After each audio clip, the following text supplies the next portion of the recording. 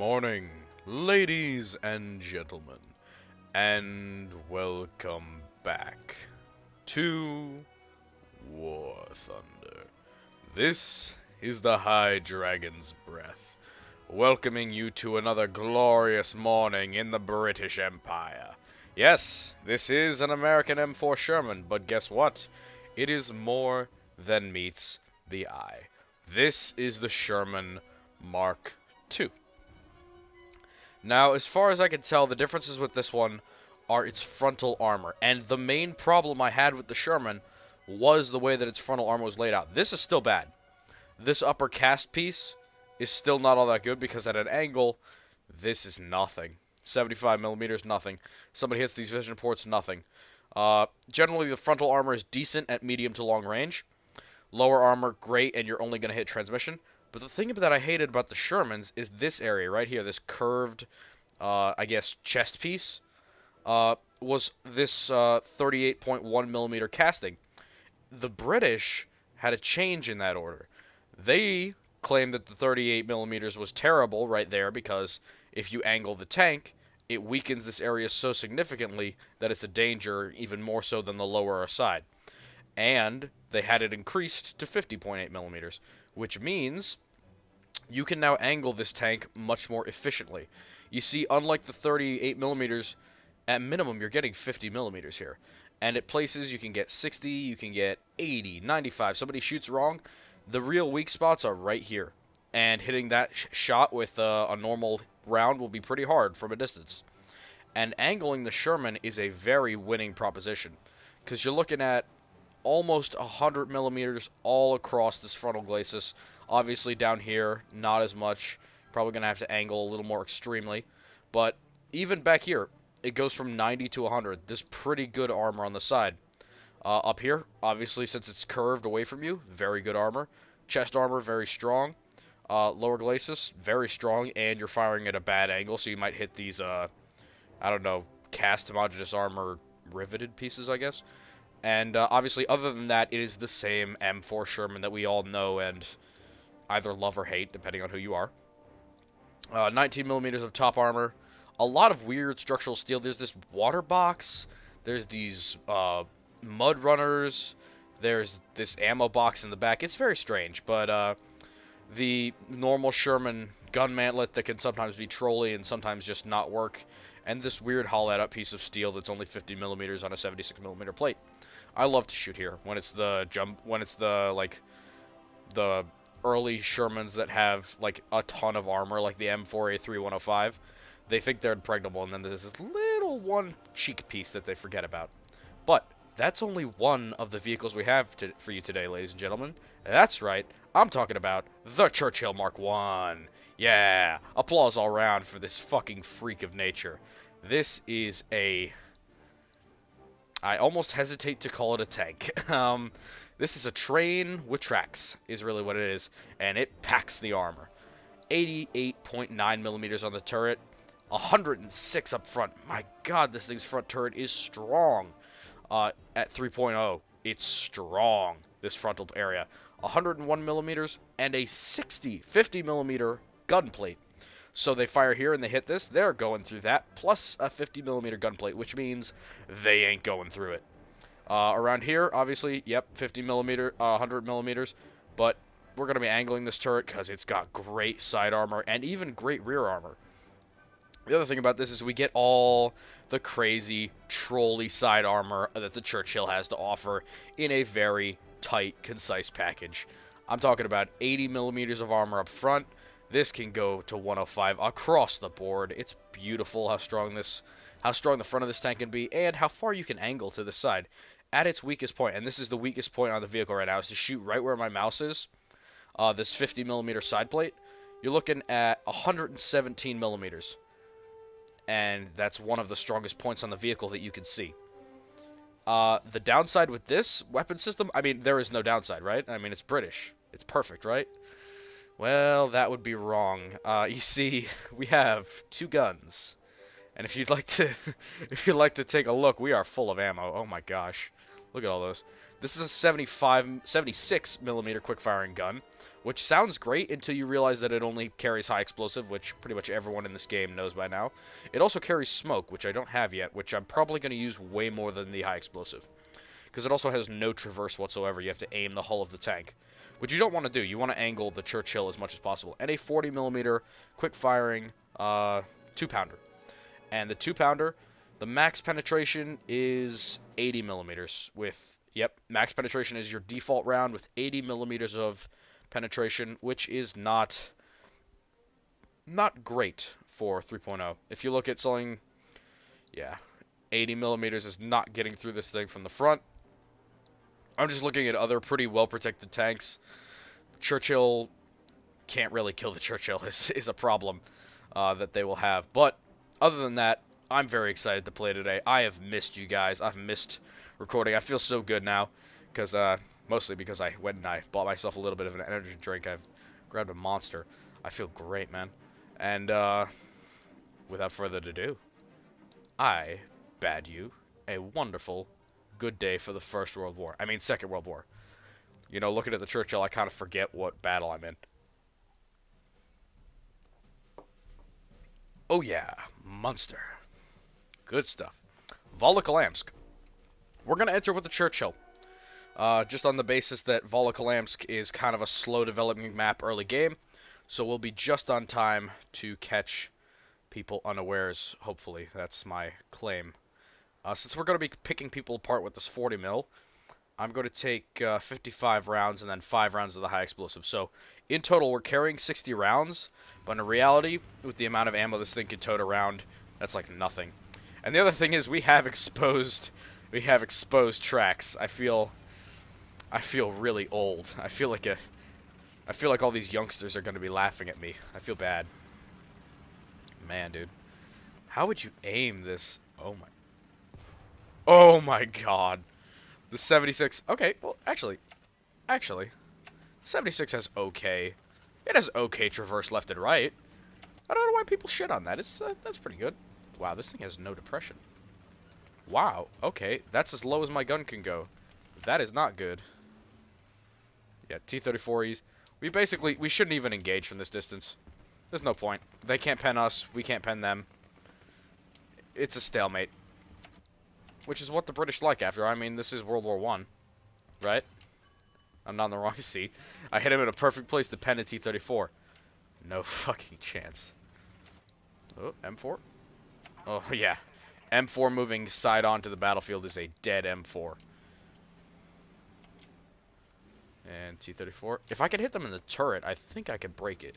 But again, this fires 40mm solid shot. If you know anything about this game, 40mm solid shot is like firing a paintball. Oh my gosh, that did nothing. It did nothing. But the good thing is, they can't pen us. That's the important part. They have absolutely no chance of penetrating our armor. And even if they did, they would not hit anything too important. They might hit our T-set. Oh no. Oh no. They might damage my T-maker. It's like getting punched in the face. Hurt your moneymaker. Uh-oh. Tank destroyer. Yeah, Zis-30. I do not like you. Yep. Get out of here. Get out. Yeah, I shot his freaking gunner with the machine guns. Alright. Turn ourselves pretty much side on to this opponent. Oh my gosh. We bounced off an M10. Come here, M10. I need your flesh. This penetration is piddly. What the hell? It's like a joke. It's like a joke. This is a meme. I cannot believe that... Whoa. Okay, he shot me through my turret ring, of course.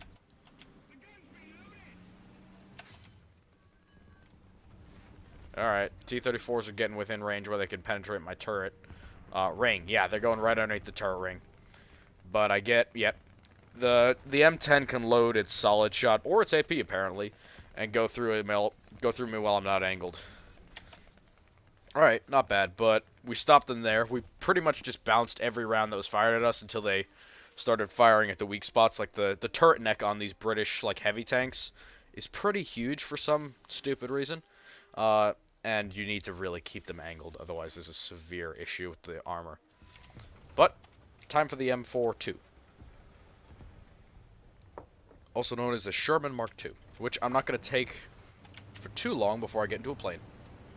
There's a P-400 and a Hurricane. I'm going to chase the P-400 because Russians with bombs is a bad thing. I mean, just look at Tsar-Bomba. They destroyed a whole, like, mountain and a half. Alright, yeah. You like all this Russian fancy footwork that's going on? Kalinka, Kalinka, Kalinka. Kalinka. Love it, love it, love it. SKFSDs. You ain't got shit. You ain't got shit. I killed you from the grave, nub. From the grave. That 20 mil in the nose just blew his ammo up. That's a 1 in a million shot right there. Another plane. I can finish. If I can finish this whole game out in planes, because there's a ton of anti-air up. Especially thin-skinned anti-air. Please give me something German. Give me something German with 20 mils and MG34s. Or something American with 120 mil and like 350 cals. We got TDs, SPAAs, mediums, TDs, and SPGs. That is no problem for this, I think. Do we have... Oh, yeah. I think that's 20 mil in the nose. And then we have 4, 50, or 30 cals. Light tank, that's a case? No, that's a self-propelled gun. That's an M8. I can attack that.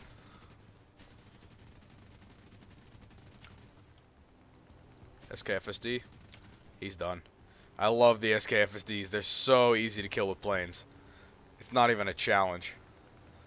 M10s, M8s. Oh, there's a B1 BIS. I feel like I should probably do something about that, but I'm going to shoot this M10's gunner out first. M8. There we go. Alright, I'm out of ammo, and I'm also kind of low on time, so I'm just going to spiral out and make sure I don't die. That was a very good plane run. It's always good when I can get... It's always good to get kills in planes. It feels great. We're going to take this M4 up. I don't really fear many things at this range. Oh yeah, did I mention this thing has incredible depression? I don't think I did. It has great depression, which increases its armor value, obviously, as it's on a hill, and that slope is... This slope is very ingenious with hills.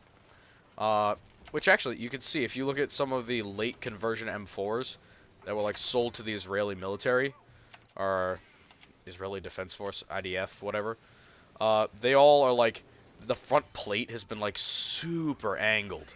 And I mean, like, they redesigned and recast the whole hull of the tank to give the front hull way more angle, like, almost twice the angling. And they basically, like, they gave it twice the angling and then a super high and thick turret. So they spent most of the armor protection on the turret. Say, like, something that was on a jumbo or something of that nature. They spent all the armor on that. And then they just had it sit behind dunes and have great depression, so it could have essentially just a mobile pillbox. And only semi-mobile at that, because, like, it was best behind hills. Which is pretty darn cool, even though, like, no M4s are still in service, because, you know, who's still using tanks from World War II? Cough, cough, a lot of countries that I'm not going to name. La-da-da-da-da-da. Gaz. T-34. Not going to do jack. There we go. Place on Team 6. We didn't get a lot of kills, but we got plenty of assists. That's what the 40 mil does for you. The 40 mil picks apart targets, damages tracks, hurts ammo, all that kind of good stuff, which gets you all them points. Oh yeah, by the way, I'm researching the Archer, which is kind of a joke. By kind of a joke, I mean it's really a joke. This tank destroyer is such a meme, and I love it. And then after that comes the Achilles, which I always thought was a 57mm long gun, but apparently it's not. I was wrong. It's a 76mm quick-firing long gun. You learn something new every day. Oh, yes. Abandoned Factory is a perfect environment because you get to angle your armor as much as you want, and that 40 mil can get in nice and close where it can penetrate for its max. Because the penetration fall off on this is also ass. I think I'm going to lower my ammo count in this and increase... No, I think I'm going to keep that the same. I don't think I used it once, but I might face hug someone in this. So that might be something that we do. Hi, Lennon. Bye, Lennon. Alright. What? I don't remember. What was Lennon's full name? I think it was like Leninov Vorishnov or something. It kind of bugs me that I can't remember that. I really should. Neutral steering and turning in this thing is ass. Well, considering its length, I mean, it's not too bad, but I just don't enjoy it. It doesn't feel great. It doesn't feel very responsive, as it shouldn't. It's a big-ass tank. Just don't like that about it, especially when you have to angle very quickly to intercept incoming rounds. Alright. We're advancing on A with this SKFSD. Yeah, it's a Pac 50 Puma. Is basically what I'm going to call it, because all the SKFSDs and stuff, you know, not my field. Not my field. Well, actually, it is my field, but, like, hush. You don't know that. There's a 3-inch gun carrier. Could you just get out of my way? Incredible amount of rubble. Jesus, what did we just knock down? Oh, a trail line. Great. Alright, so there... He's capturing... Oh, wow, okay. 3-inch gun carrier got a shot into him. He's gonna kill him. Yep, there we go. Come here, 3-inch gun carrier. Now, this is the one that I showed in the beginning that we literally, I don't think, can kill. Yep. But he can't kill us. This is a classic stalemate.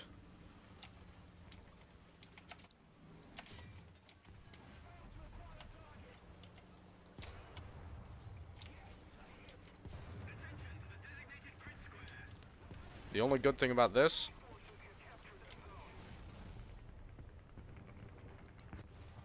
Oh, come on. Well, he had allied help. I'll count that. Good shot still. Man, that's solid AP can do some work up close. Which is why you're supposed to snipe with this thing. Just kidding. It sucks. This thing's penetration really hurts it a lot. Just, the 40mm can do so much more. Or, if this was armed with a 57mm, it could do so much more. But, unfortunately, in its current state, I'm afraid we're going to have that kind of thing happening a lot. We can't pen them, they can't pen us. We have to get up very, very close and try and flank around to their sides, and sometimes it doesn't work out very well for us. Now here we're going to come across their flank, I hope, and use that to our advantage. Yep. Oh, you've got to be kidding. Pull the trigger. Target undamaged? Are you kidding? Yeah, get out of here.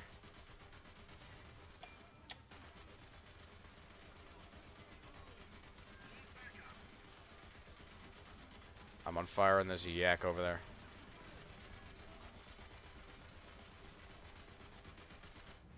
What in the absolute hell just happened? There's a yak, there's a Sturmpanzer, I got hit in the ammo and it didn't blow up, but it just disappeared, and then a Sturmpanzer killed me. Jesus Christ, a Sturmtiger in this game would scare the ever-living shit out of me. Cromwell Mark 1. Let's pull it out. Let's take A. Let's take A. This thing has a fast enough gun with a high enough penetration to kill everything that we just saw, and then some. We just cannot stay in the way of the Sturmpanzer for long. Or, actually, we can't stay in that way of the yak that long either. There we go. Killed his last leg of a crew member he had. There we go. I knew where he was coming. I knew it. You knew it. We all knew it. We all knew where he was coming from. That M10 I'm worried about, though. There's the Sturmpanzer again. Neutral steering, machine guns. He's on fire. Oh, damn it. 3-inch gun carrier from behind. Yep. He's pretty good. He can see over stuff. That's smart. Good stuff. Good stuff. Good stuff. Not bad. I'm impressed. Alright. Well, we did our best, boys. We worked hard for a... Excuse me one second. I gotta sneeze.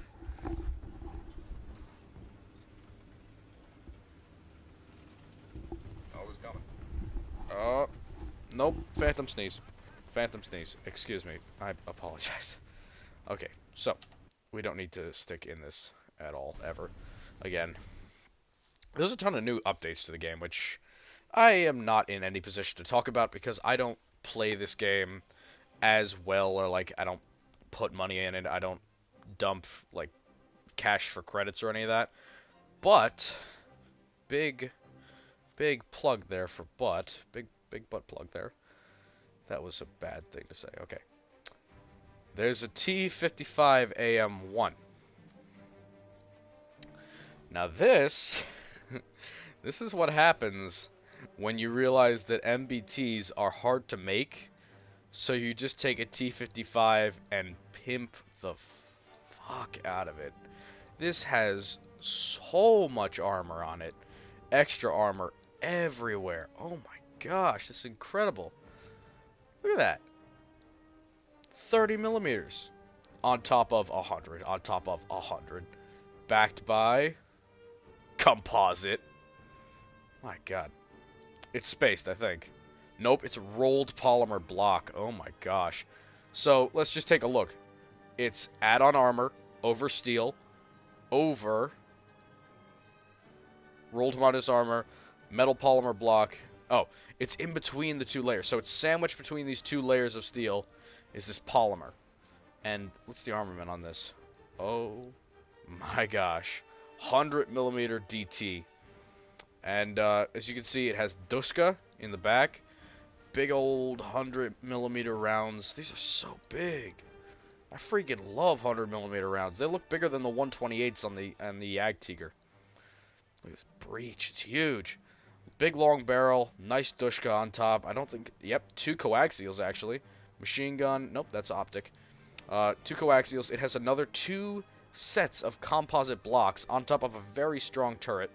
So what you're looking at there is rolled Homadis armor, even thicker polymer block, and then the same 100 millimeters of armor.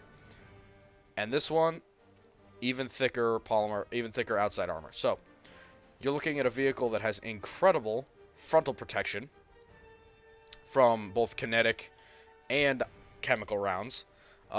It still has a weakness in its lower plate and next to the gun and breech. So if you have like 120 millimeter AP, fire where there isn't ERA, or not ERA, but fire where there isn't an ERA, which is non-explosive reactive armor, which I suppose, no, just say composite, you idiot. Just fire where there's not composite. So next to the gun breech, lower plate, obviously, with all the T-64s, that's kind of standard, universal. And then if you can overcome the slope, you could probably fire at the belly on this one, but you'd probably need an APBC round. So I don't know, if you were in a high-tier game and you had like a 128 millimeter on the mouse or the Jagdtiger, fire at the lower plate. You can get through it, and then blow it the hell up, because just look at the ammo. All of that. Oh, but it also has a fuel tank here, which will deflect some of your ammo. So just fire on this side. Kill the driver, blow up the ammo, and no longer a T-55 AM. But, oh my god, look what we got here. 600 millimeter anti-tank guided missile. Quick firing 100 millimeter high explosive. A heat round, 390 millimeter heat round. DT APFSDS, 335 millimeters of pen. APBC 240. Smoke and Sabo 299. So APFSDS and heat and the TAMs are probably going to, and the anti-tank missiles are probably going to be what you want to take out for this. It's kind of strange to have all of those 3 different types of ammunition, but it probably will pay off in the long run. But I suppose we can test that now. I want to take out this and the APFSDS. Yeah. So this is the anti-tank guided missile, which I've never used the ATGMs very much in this game. But I assume that since this is a later generation tank, I assume this is a 2nd generation type missile. Yeah, did I mention this thing has incredible vulnerability? It's maneuverability, the word you were looking for, dumbass. Alright, so I think the APFSDS will end this Leopard. It did not end the Leopard. It ended its career as a Leopard, though, so we're just gonna... Okay, wow, reloading this 100 millimeter cannon takes longer than I expected. Alright, there we go. Yep. Crew knocked out, didn't even need to worry about the ammo, no problem there. Now, considering the velocity of this round, I should not have to even move from this spot to kill everything else in this line. Hit. Not a kill. Lower plate. Actually, just right here. Should be even easier. Again, with APFSDS, one shot will get through everything, but the negative side of that is one shot will get through everything. Which means that if I shoot here, it's going to kill everything right behind there. The shrapnel is very much linear. Not a lot. Oh, this thing is ERA. Let's double tap that missile button.